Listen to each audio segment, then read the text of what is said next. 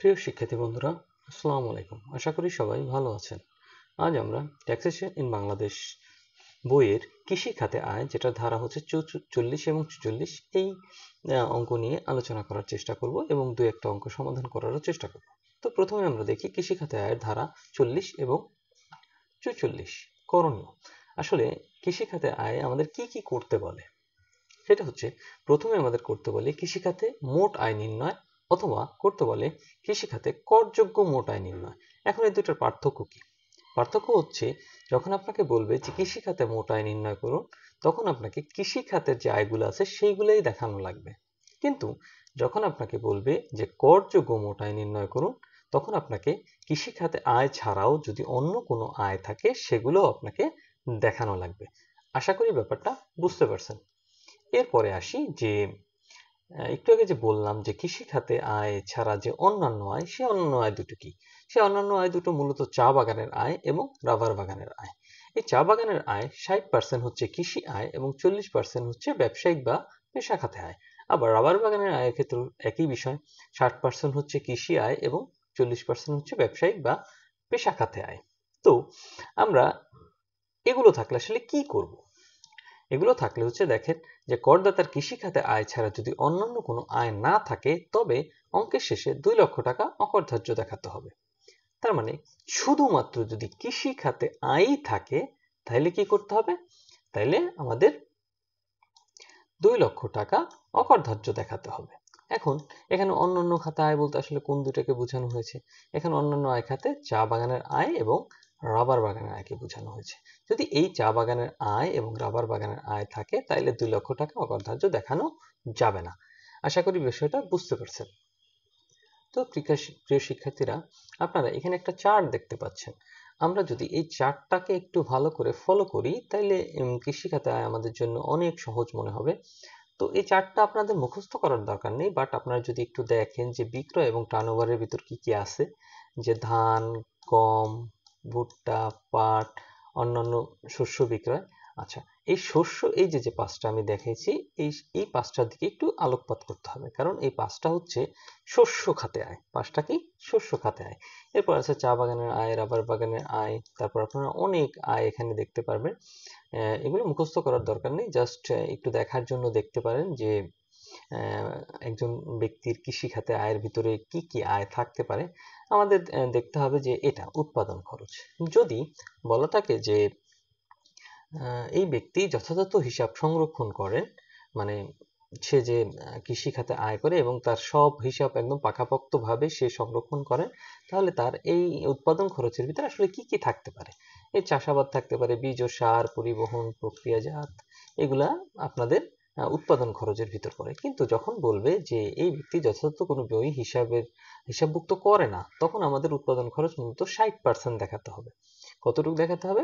60%। যদি এগুলো দেওয়া থাকে যে সে সকল হিসাব সঠিকভাবে সংরক্ষণ করে, তাহলে কি করতে হবে? তাহলে এই যে যেগুলো আছে এগুলোই আসলে বাদ দিতে হবে। আর যদি বলে যে সকল হিসাব সে সঠিকভাবে সংরক্ষণ করে না, তখন আমাদের কি করতে হবে? 60%, মোট উৎপাদন খরচের 60%। এখন আমাদের খেয়াল রাখতে হবে, মোট উৎপাদন খরচ মূলত শস্য খাতের। এখানে সকল আয়ের উপর উৎপাদন খরচ যাবে না, যাবে কয়টায়? এই যে 1, 2, 3, 4, 5টা, এই 5টা যে শস্য খাত আছে, এই শস্য খাতের আমাদের উৎপাদন খরচ দেখাতে হবে, সবগুলার না।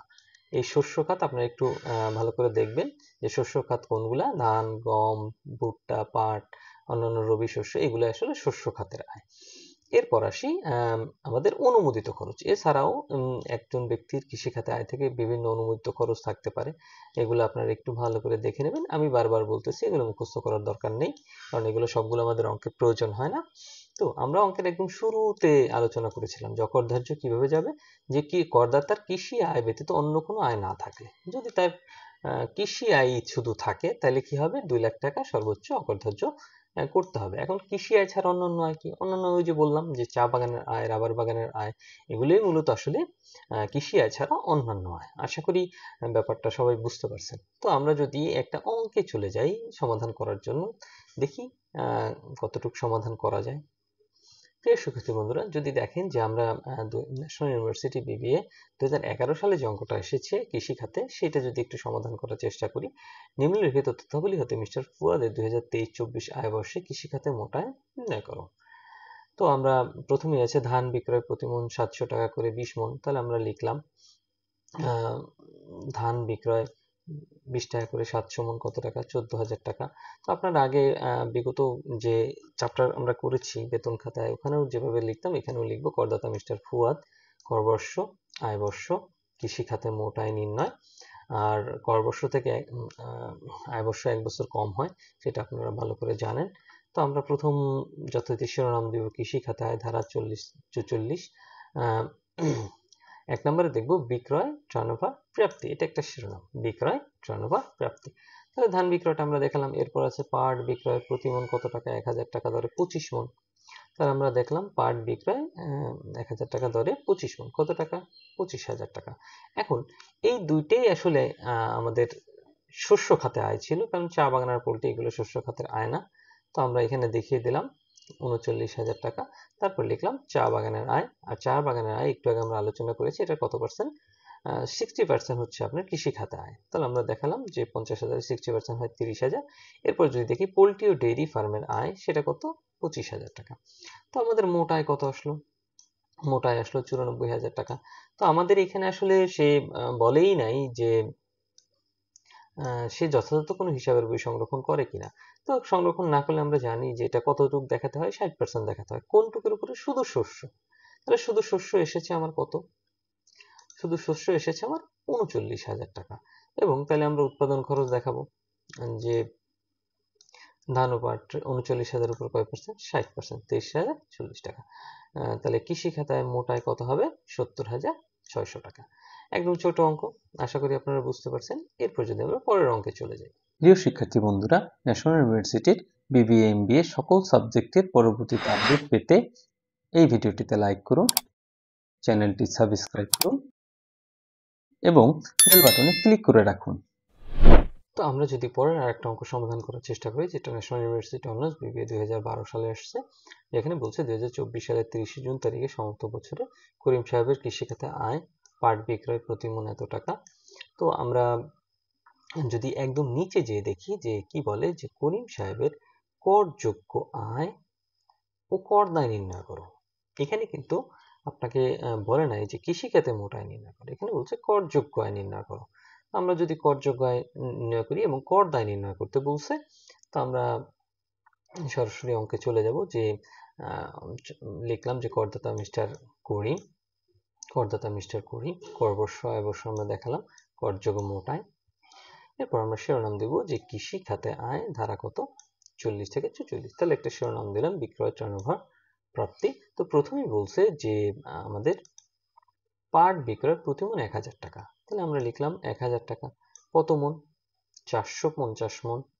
তাহলে আমরা দিলাম 450 মণ কত? 4,50,000 টাকা। এরপর যদি আসি যে ধান বিক্রয় প্রতি মণ 600 টাকা হারে 500 মণ। তাহলে আমরা দিলাম যে ধান বিক্রয় 600 টাকা করে 500 মণ কত টাকা? 3 লাখ টাকা।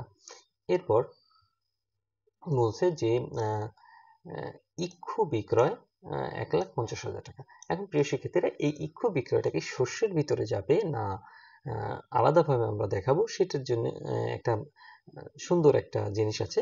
যদি ধরা হয় যে সে এই ইক্ষু থেকে বা আখ থেকে চিনি উৎপাদন করেনি, কি বলছি, যে ধরে নেওয়া হলো যে সে এই আখ থেকে চিনি উৎপাদন করে নাই, তাহলে চিনি উৎপাদন না করলে এটা সরাসরি শস্য খাতে বিবেচিত হবে। যদি এটা সরাসরি বাজারে বিক্রি করা হয়, এটা দ্বারা চিনি উৎপাদন করা না হয়, তাহলে ধরে নেওয়া হলো যে যে ইক্ষু বিক্রয়কে আসলে আংশিক কৃষি আয় না, এটাকে পুরাটাই ধরা হলো, কারণ এটা থেকে চিনি উৎপাদন করা হবে না। তো ইক্ষু বিক্রয় হতে আয় আমরা দেখালাম কত? 1,50,000। এরপর ছিল যে কৃষি জমির ইজারা প্রদান কত টাকা? 70,000 টাকা। আচ্ছা, আমরা প্রথম শস্য খাতে যে আয়গুলো থাকে সেগুলো আগে দেখানোর চেষ্টা করব, কারণ এইগুলো থেকে আসলে আমরা উৎপাদন ব্যয় বাদ দিব। এই জন্য শস্য খাতে আয় সর্বপ্রথম আমরা দেখাবো। তো শস্য খাতে আয় দেখানোর পরে আমরা দেখাবো কৃষি জমির ইজারা হতে আয় কত টাকা? 70,000 টাকা। তাহলে এই যে তিনটা আছে, এই তিনটাকে আমরা যোগ বিয়োগ করলাম, যোগ বিয়োগ করার পর আসলো আমাদের 9 লাখ টাকা। ঠিক আছে, এরপর যদি আমরা যাই তাহলে আমাদের মোট আয় কত নির্ণীত হলো? মোট আয় নির্ণীত হলো 9,70,000 টাকা। তারপর আমরা বলছি যে সে যদি যথাযথ কোনো হিসাব সংরক্ষণ করে তাইলে আমরা কি করব? তাইলে তার যে হিসাবগুলো সে সংরক্ষণ করছে সেগুলো বাদ দিব। কিন্তু যদি সে যথাযথ কোনো হিসাব সংরক্ষণ না করেন সেই ক্ষেত্রে আমরা কি করব? আমরা যদি অঙ্কে আসি, যে একদম নিচের দিকে যান, সেটা হচ্ছে এই যে উৎপাদন ব্যয় সংক্রান্ত হিসাব বই তলব করলে করিম সাহেব যথাযথ হিসাবের বই প্রদর্শন করতে ব্যর্থ হন। তার মানে সে যথাযথ হিসাব সংরক্ষণ করে না। তাহলে আমরা কি করব? আমরা উৎপাদন খরচ কত বাদ দিব? উৎপাদন খরচ বাদ দিব 9 লাখ গুণ 60%। তাহলে কত হয়? 5,40,000। তাহলে এখন এই যে টাকাটা 9,70,000 হয়েছিল, এটা থেকে যদি আমরা 5,40,000 বাদ দিই তাহলে আমাদের আসবে মোট মুনাফা। তাহলে মোট মুনাফার পরিমাণ কত? 4,30,000 টাকা। এরপর আমরা বাদ দিব অনুমোদনযোগ্য খরচ, মানে অনুমোদনযোগ্য যতগুলা খরচ আছে।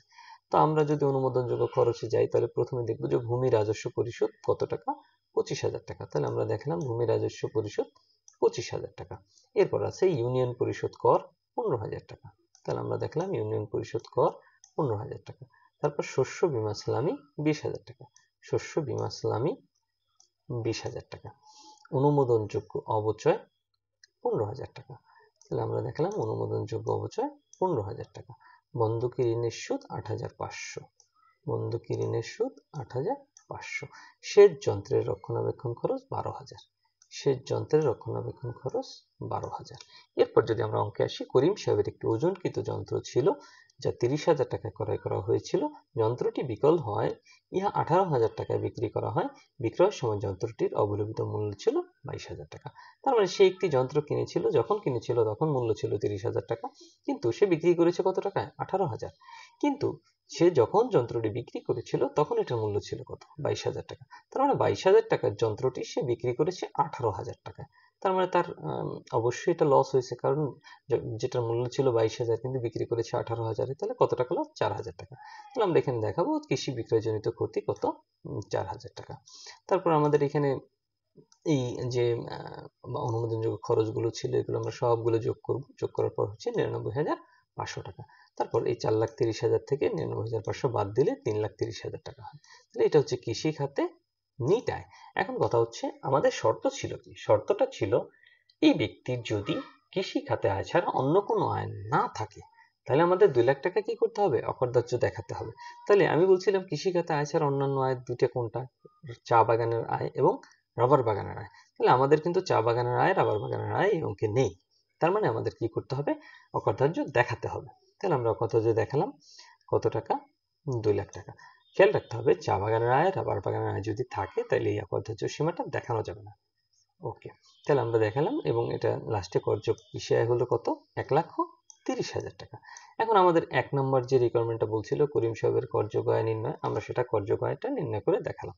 এখন বলছে কর দায় নির্ণয় করো। এখন কর দায় নির্ণয় করতে হলে আমাদের 25-26 সালের যে আয়কর আইন হয়েছে সেই আইন অনুযায়ী একজন ব্যক্তির ন্যূনতম কর হতে হবে 3,75,000 টাকা।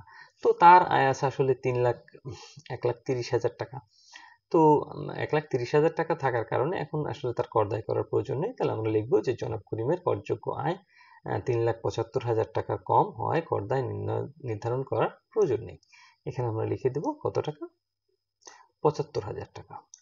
মানে 3,75,000 কম হওয়ার জন্য কর দায় নির্ণয় করার প্রয়োজন নেই। এই ছিল আমাদের অঙ্ক। আশা করি সবাই বুঝতে পারছেন। যদি কোনো প্রশ্ন থাকে অবশ্যই কমেন্ট বক্সে কমেন্ট করবেন। ধন্যবাদ সবাইকে। আসসালামু আলাইকুম।